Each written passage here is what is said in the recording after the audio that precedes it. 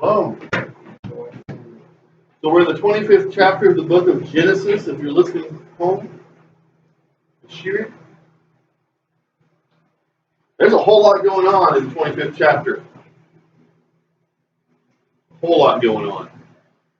I sat down last night and started studying it for today's lesson, and I was almost tempted just to break it up into sections, but this is already going to be a year-long study.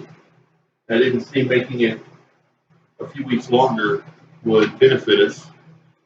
So hang tight.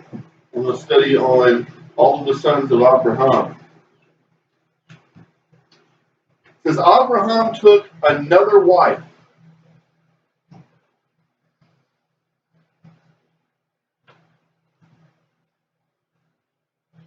Whose name was Keturah. This is the man who's already had two wives. He had Sarah, and Hagar. Each of them gave him a son. Okay? There was not a necessity, if you think about it, for him to take another wife. He had an heir. If Yitzhak died, he had a backup heir. Even though he knew that Yitzhak wouldn't die, because Elohim had said that it was Yitzhak and his descendants who would inherit the covenant.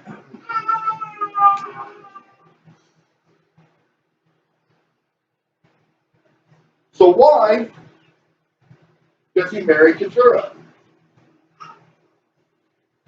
Now some scholars have said, well, Keturah was probably some man's widow and needed provision. Well, maybe. But would he have had to have married her to give her provision? Would he have had to marry her to provide her a home and food and clothing? All of the things that he would give her as a wife. Is marrying her necessary? The answer is no. So I don't think we can look too lightly upon his decision to marry Keturah. There must have been an affection, an attraction, a willingness to commit. She bore him Zimran, Jokshan, Medan, Midian, Ishbak, and Shua.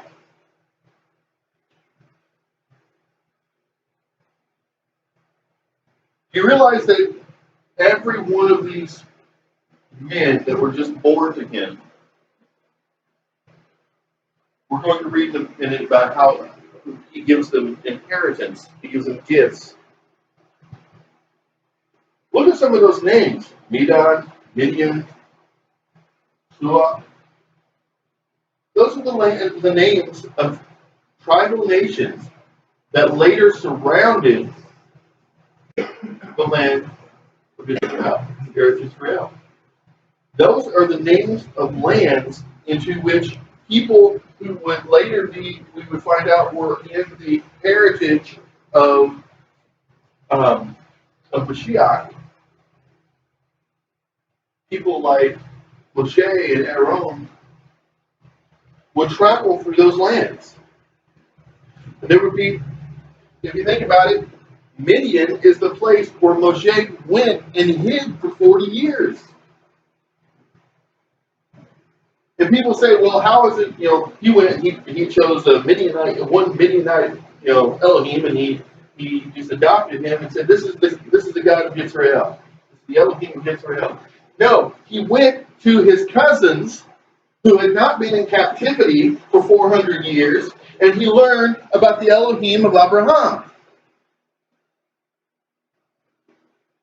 He did what Jews today in diaspora need to do, which is to go back to the source, go back to the root, go back to the heritage, and grab hold of it, and cling to it,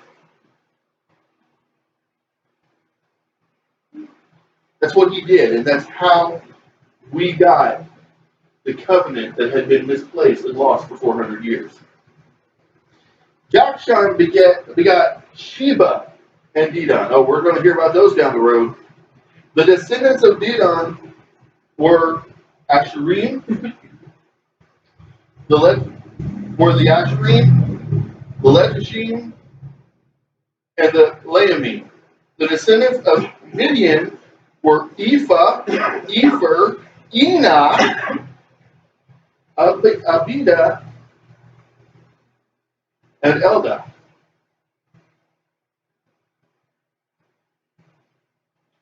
All these were descendants of Keturah. Okay? All these were through his third wife. Okay, so he had a first wife. She couldn't bear him a son, she thought, so she had him take a second wife. She bore him a son. Suddenly the first wife can bear a son. Suddenly there's contention between the two wives. He has to take the second wife and her son aside. Mistake. Well, actual mistake was not trusting Elohim to begin with, but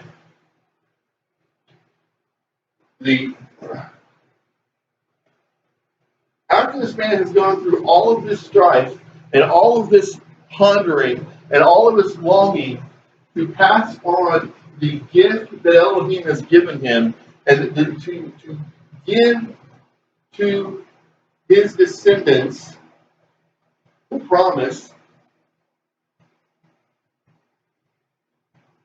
he takes a third wife, and look at the sons and the grandsons that she gives him.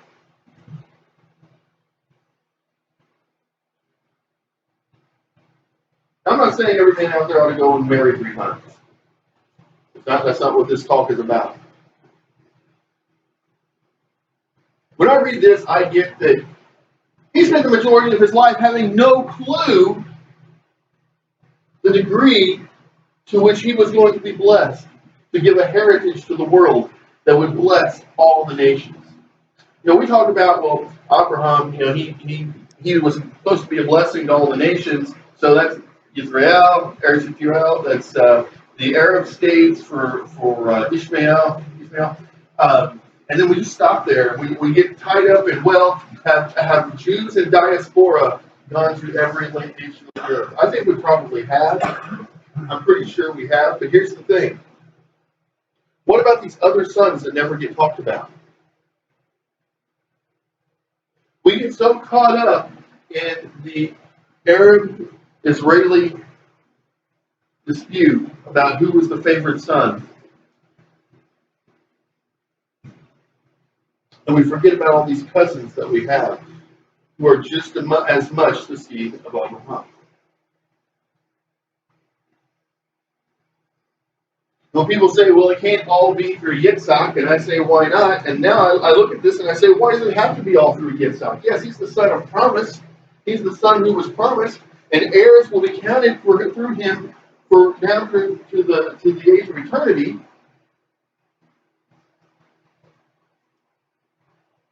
Why do we never talk about Midian and Shua and Jokshan and Sheba and all of these descendants through Keturah?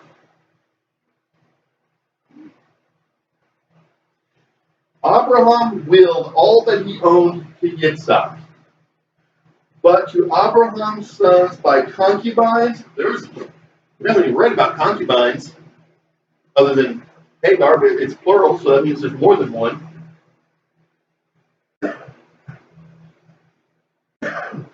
Abraham did gifts while he was still living, and he sent them away from his son Yitzhak eastward to the land of the east. Interesting. Studying last night, the first time I ever realized that word where it says he gave them gifts literally means that he gave them land grants. He gave them pieces of the land that had been promised to him. And you know how we talk about, and I've been guilty of this, I've said, well, in the kingdom, we're going to have a lot more than that little sliver of ground. We've only got 2% of the land, 1.5%, 2% of the land that was promised to Abraham. And the Arabs have the rest of it. And I've cautioned you before and said, remember, the Arabs are our brothers too, our cousins. And people say, well, yeah, but all the way up into this country, and this country, and this country, and everywhere, all the way around. That belongs to Abraham's descendants. Guess what? He didn't just have two descendants.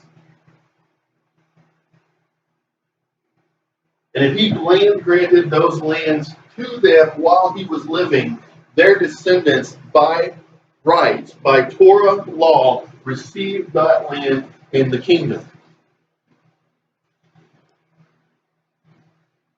You know, in like Isaiah, Revelation, different ones, they say that in the last days, or in the kingdom, that that all the nations of the earth will come up and worship. And scholars say, well, how is that going to happen if all the non-believers are destroyed? You know, I think the answer is, I think the people who aren't direct descendants of Abraham and have chosen not to graft in, that's what we're talking about. The direct descendants of Abraham who reject the covenant, that's what we're talking about when we're talking about people being destroyed. I believe these lands are set apart for these people for eternity. Why? Because what Abraham prayed and what Abraham said, Elohim honored.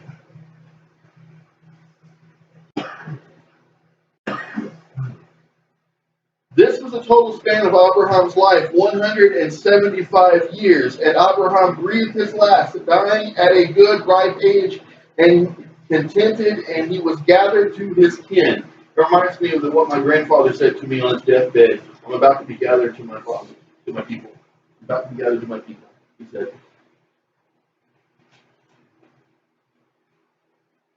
His sons, Yitzhak and Ishmael, buried him in the cave at Machpelah in the field of Ephron, son of Zohar, the Hittite, facing Mamre, the field that Abraham had bought from the Hittites, where Abraham was buried, and Sarah, his wife. You know what I see here? These brothers, that's what they were. Half brothers, same father, different mothers. These brothers, to whom we claim to trace all of the bitterness between Israel and the Arabs. And we do trace our lineages there, I get that.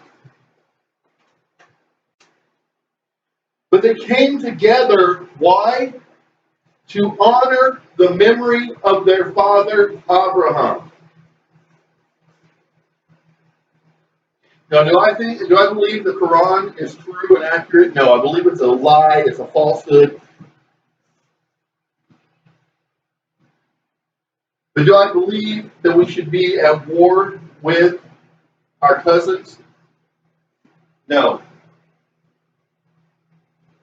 No, I do not believe that that is pleasing to Elohim. I'm not saying there's not a time and a place for war, but I'm saying that fighting with our cousins over the land that was granted to Abraham is not a righteous thing. And I get it. If we lay down our weapons, there will be no more heirs for Israel. But there has to be a better answer.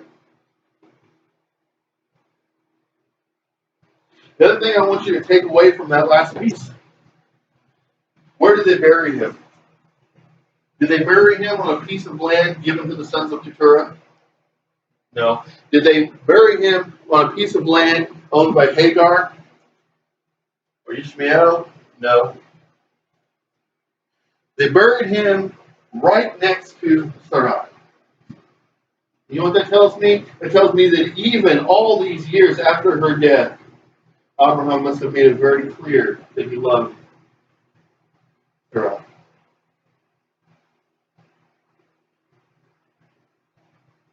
And they buried him on the land given to the son of promise. Because it was not among the pieces of land given to any of the other sons. And it said that everything else that he had, he willed to Yitzhak. And so he was buried in the land of the promise. That foothold that he had acquired by dealing righteously with the foreigner. After the death of Abraham, Elohim blessed his son Yitzhak, and Yitzhak settled near Beer Lahai Roi. This is the line of Ishmael, Abraham's son, whom Hagar the Mitzrayim, Sarah's slave, bore to Abraham. These are the names of the sons of Ishmael, by the names in the order of their birth. Nebaioth, the firstborn of Ishmael, Kedar, Adbeel, Mibsam, Mishma, Duma, Masa, Hadad, Hema, Jetur, Naphish, and Kidma. These are the sons of Ishmael, and these are their names by their villages and by their encampments, 12 chieftains of as many tribes.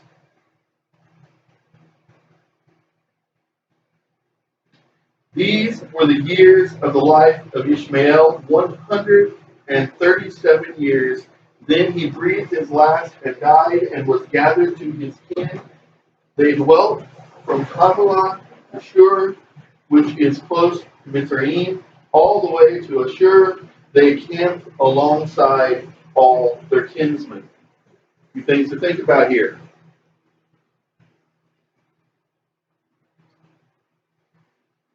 You remember where Abraham said he was north, where he said that he was gathered to? He said he was gathered to his kin when he died. And we look at this and say this is a very Jewish concept. Now, I just mentioned earlier that my grandfather said basically the same thing to me right before he died, just a few days before he died. Ishmael was gathered to his kin.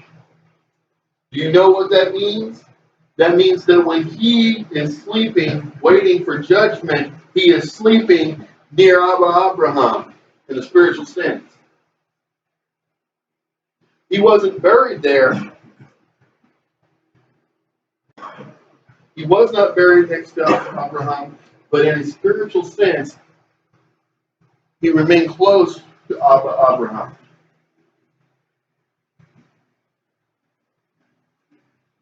It says that his 12 sons and the tribes that they fathered camped alongside all their kinsmen. That means the son of Sarah, and that means the sons of Keturah.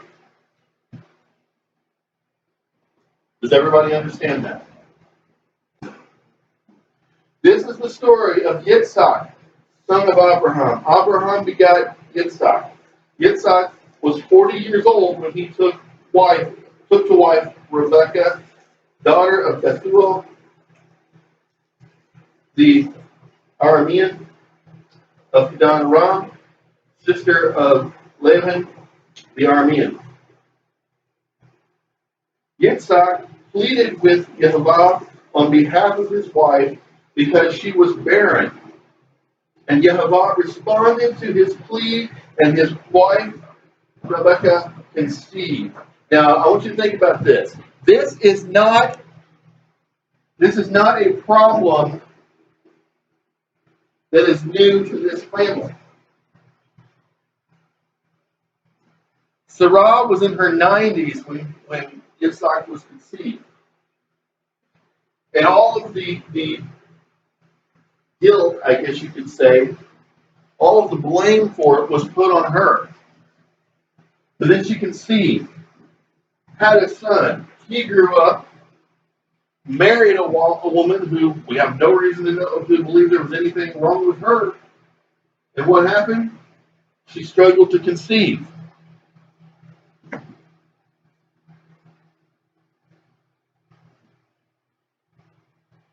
Now, some scholars have said, well, there must have been a weakness in the genetic makeup of Abraham, possibly.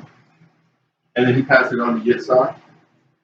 You know what I believe? I believe this was a test. I believe this was a test of faithfulness. Because what did Abraham do? Abraham listened to his wife. and stepped outside of what Elohim had told him. Yitzhak got on his knees. It doesn't say on his knees, but it says that he pled for her. When I read this, I picture him on his knees. Because he pleaded with Yehovah on behalf of his wife because she was barren. Then it says, and Yehovah responded to his plea, and his wife Rebekah conceived.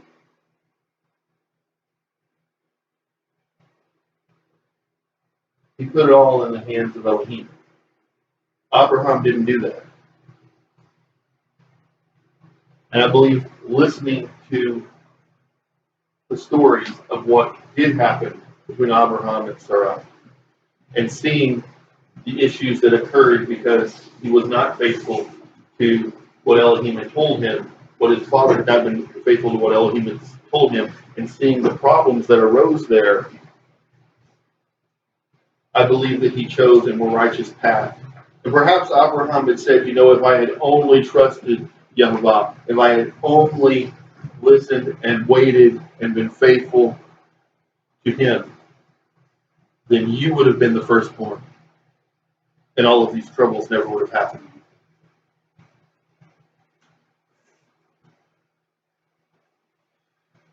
But the children struggled in her womb, and she said, if so, why do I exist?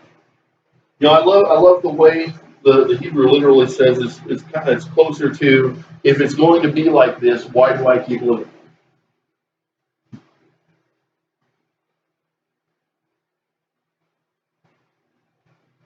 Putting aside the fact that it was a horribly difficult pregnancy, apparently, everyone in this room has probably felt that way at some point. Myself included. She went to inquire of Yehovah, and Yehovah answered her.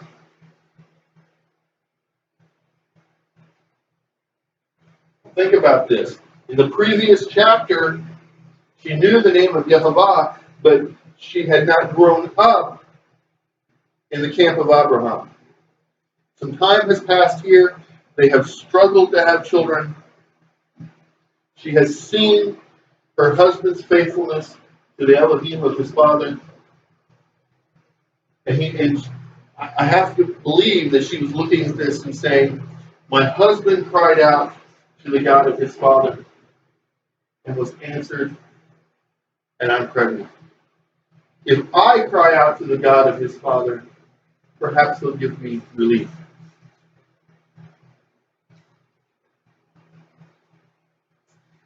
She inquired of Yehovah, and Yehovah answered her, 2 nations are in your womb. She doesn't say 2 sons. Everything about Scripture is generational. I've been hitting on that a lot lately. More and more, I've always known that Scripture had to be interpreted, not always. For years, I've known that Scripture had to be interpreted from a generational perspective. That we had to look at how it played out so that we understand the things that are going on in our people, our culture, our family today. But Elohim doesn't say 2 sons are in your womb and they're going to be separate nations or become separate nations. He says 2 nations are in your womb. When we go to Pesach and we say to our sons and our daughters, when I was in Mitzrayim, and the Gentiles, the Goyim, don't get that. They say, what? You weren't ever in Egypt. But I was in my father's loins, who was in his father's loins, who was in his father's loins. Our nation was in Mitzrayim. At this point, our nation was in the womb of Rebekah. 2 separate peoples shall issue from your body. People want to read later in the chapter and they want to say, well, Esau was bad and he sold his birthright and that's where the problems came between the 2 peoples. No. 2 separate peoples shall issue from your body. That was given prophetically to the matriarch who would give birth to the peoples before they were born, before the sons breathed for the first time.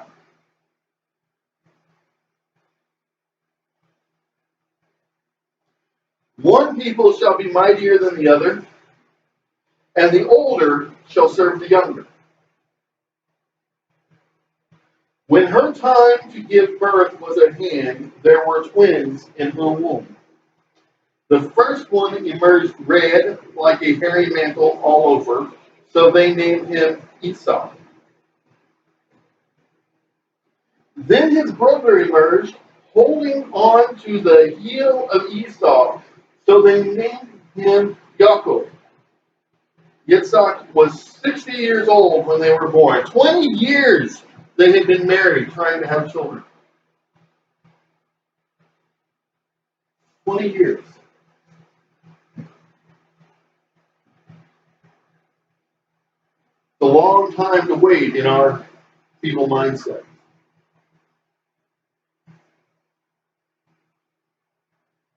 The blink of an eye, or less, to Elohim. When the boys grew up, Esau became a skillful hunter. You know, people read the Brit Hadash and they say, well, that's really bad storytelling. You know, he's born, talking about Mashiach, he's born, he's a few years old, he's 12, he's 30.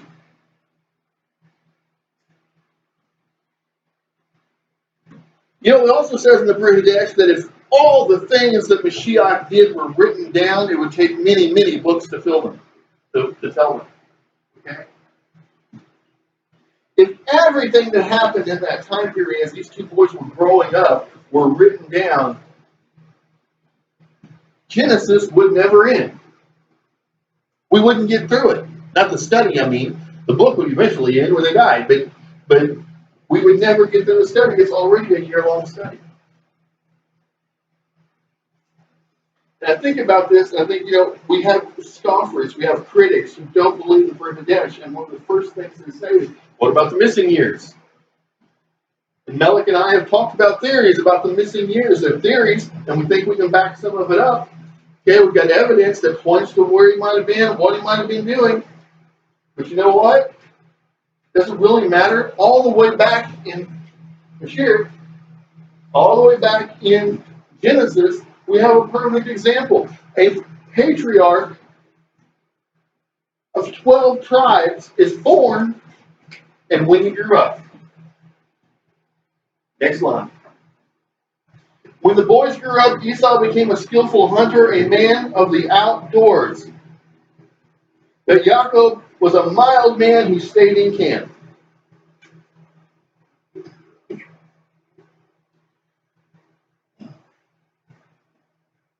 I love this dichotomy. I do.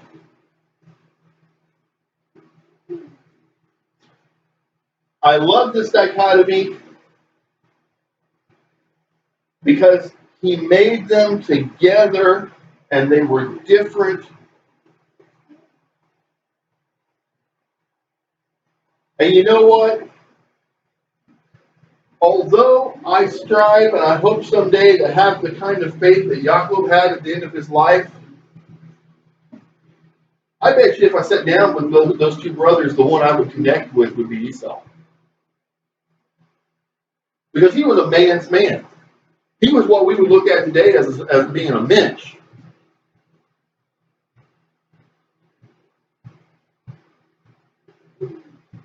Yitzhak favored Esau because he had a taste for game, but Rebekah favored Yaakov. Okay. I'm probably more like Yitzhak.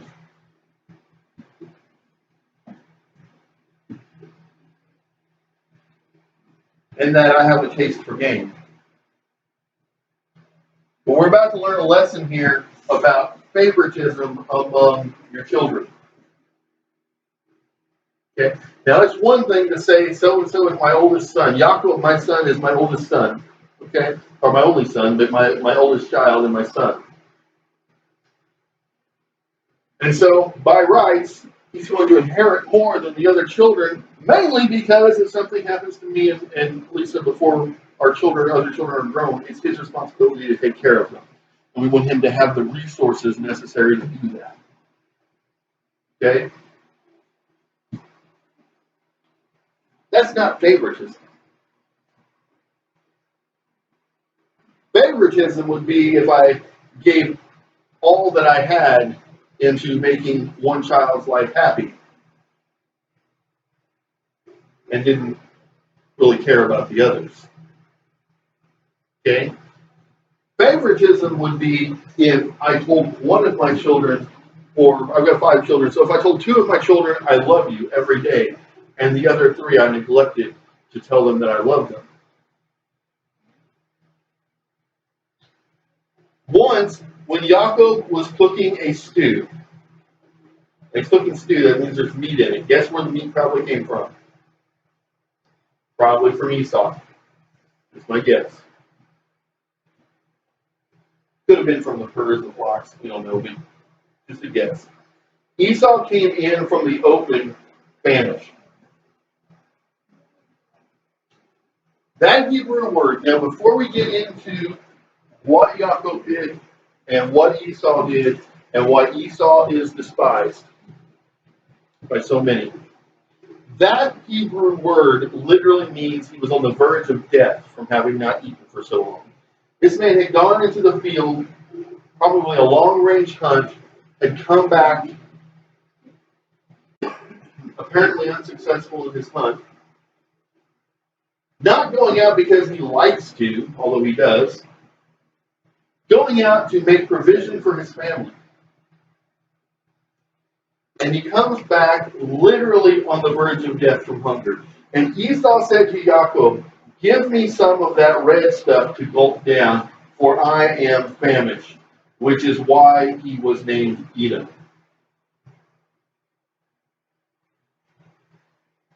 The son comes in, the older son comes in, tells the younger son, "I'm about to die if I don't eat something. I see you have food." And what should the younger son have done? He should have given him some food.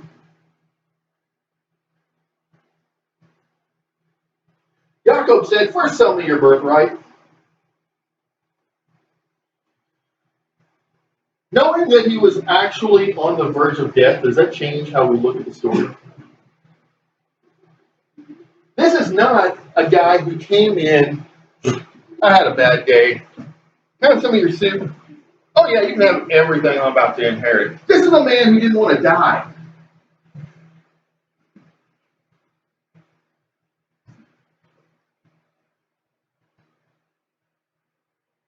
And Esau said, "I am at the point of death." And in mainline churches, I've always heard that as, "Oh, he was exaggerating. He was, he just loved his belly." He was about to die. That's what the Hebrew says. So of what use is my birthright to me? Does that make sense? I'm about to die. I got no sons to live it to. Take it.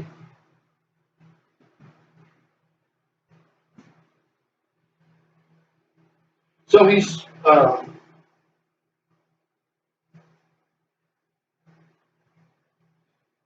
Yaakov said, "Swear to me first." So he swore to him and sold his birthright to Yaakov. Yaakov then gave Esau bread and lentil stew.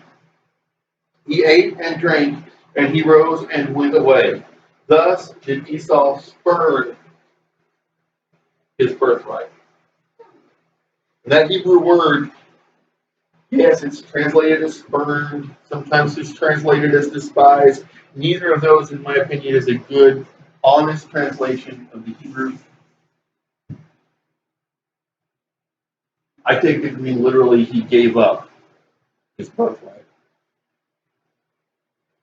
And so often, I've preached it that way before I studied the Word, studied Hebrew. So often, I've heard it preached, and I have preached, that, well, this is why we can't love our bellies, why we can't love our flesh. Okay? Because we'll end up giving up everything we own to have, whatever it is. This is a man who gave up all he owned to stay alive. Why? I don't know. Maybe he was thinking about his elderly parents. Maybe he was thinking about how, somebody needed to take care of them because his younger brother didn't ever leave the tent.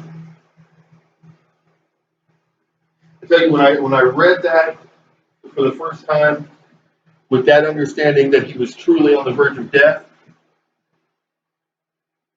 it opened a whole new meaning for me to that passage. We have a midrash.